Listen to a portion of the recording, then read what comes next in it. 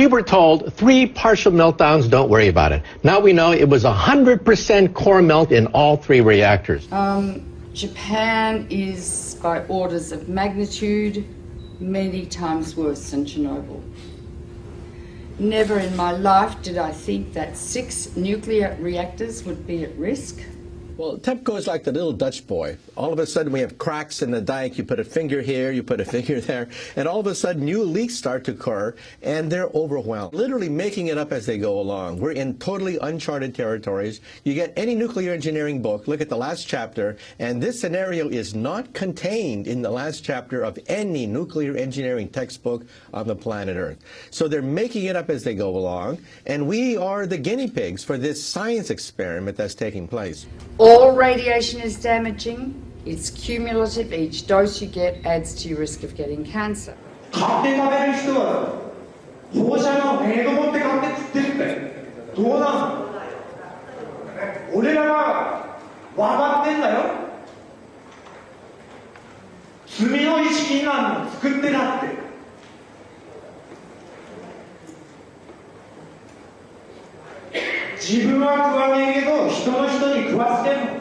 Within days of the Fukushima Daiichi catastrophe beginning, we were getting fallout coming down in rain in the United States, not in insignificant quantities. And also, of course, the seafood, not only does the ocean's currents bring the radioactivity this way, but also the sea life itself, the bluefin tuna, migrated from Japan to North America and carried the radioactive cesium in its flesh over here. Wow, not a good time to be eating tuna. The food chain remains contaminated for hundreds or thousands of years, and we'll start seeing lung cancer and leukemia, I think 2 to 5 years from now.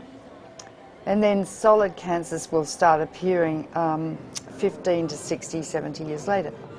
So the ace up the sleeve of the nuclear industry is the incubation time for cancer. It takes a long time for cancers to develop once you have inhaled or been exposed to these radioactive elements.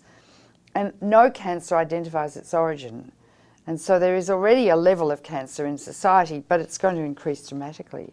The problem is not really under control.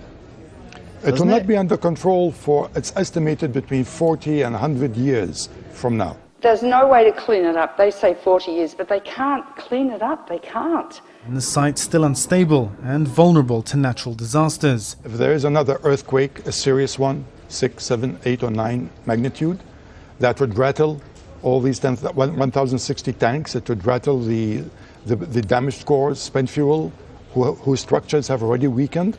Yes. That's a potential very, very serious threat. Approximately 300 tons of water was filtering through the site until early this month, becoming laced with radioactive materials and then seeping into the sea.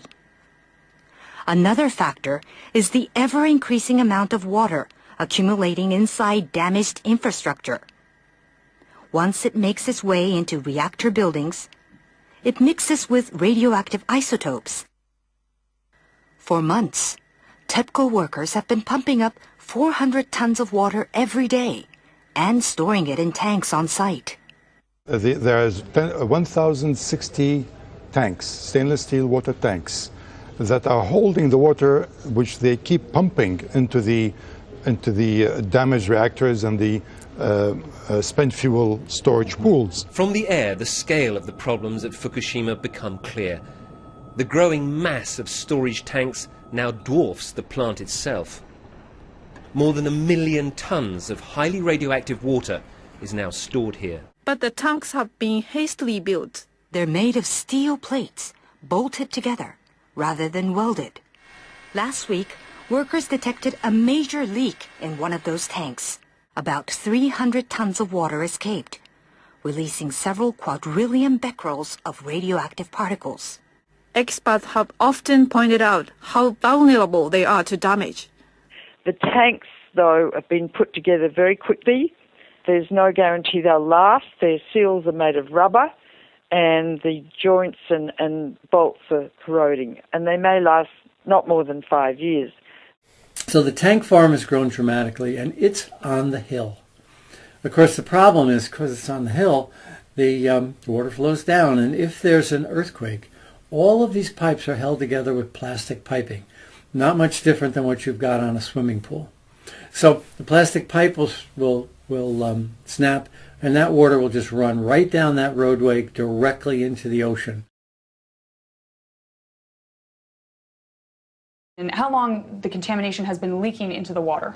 Very likely since the explosions and the meltdown at Fukushima Daiichi in March of 2011. Wow, that is quite a long time.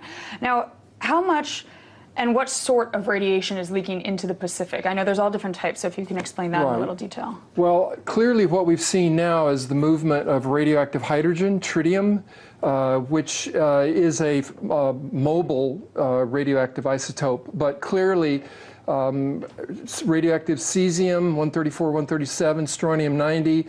We're seeing a full range of radioactive contaminants now moving, which indicate that the damaged cores of these reactors, the meltdowns themselves, are now contributing to the contamination of the Pacific Ocean and groundwater that's moving at about a rate of 300 to 400 metric tons per day. So that radiation has been leaking into the water and polluting the fish continuously for the last 2 years. Radioactive iodine-129, its half-life is 17 million years, plus strontium, plus cesium, plus tritium, and I could go on and on and on. If it gets into the sea, the algae concentrated hundreds of times, then the crustaceans concentrated hundreds of times, then the little fish, then the big fish, then us. Because we stand on the apex of the food chain. You can't taste these radioactive elements, you can't see them, and you can't smell them. They're silent. This graphic shows the gradual contamination of the Pacific Ocean due to leaks of radioactive water from the crippled Fukushima nuclear plant in Japan. The simulation, which was run by a German marine research institute, shows the entire Pacific waters being polluted by radioactive water in just 6 years. The fuel core of Unit 4 at the Fukushima Daiichi nuclear plant. More than 1,500 fuel rods sit in a damaged storage pool 30 meters above ground. Yeah, the amount of radioactivity within the rods themselves is about 14,000 times that of the Hiroshima bomb. We are dealing with diabolical energy. E equals mc squared. It's the energy that blows up nuclear bombs. Einstein said, nuclear power's a hell of a way to boil water. They need to remove those fuel rods from the pool because if there's another earthquake, Building 4 would go down probably, and all those fuel rods would be exposed to the air and they would burn. And they would release 10 times more radiation or cesium than was released at Chernobyl, huge amounts, and pollute much of Japan and the Northern Hemisphere. So we're in a nuclear crisis at the moment. If there's another earthquake and Building 4 collapses, which contains the cooling pool with fresh fuel, I'm going to evacuate my family from Boston. So they've put a crane on top of that building, which is shaky anyway, and they're going to lift the fuel assemblies out one by one with the crane, and it will be done manually. Normally, those rods are removed by computer control with millimetres to spare. It's a very delicate operation. The fuel rods must be kept submerged and must not touch each other or break. Nuclear experts warn any mishaps could cause an explosion many times worse than that one here in March 2011. Because if several rods touch each other, you could reach criticality and the whole fuel pool could go critical.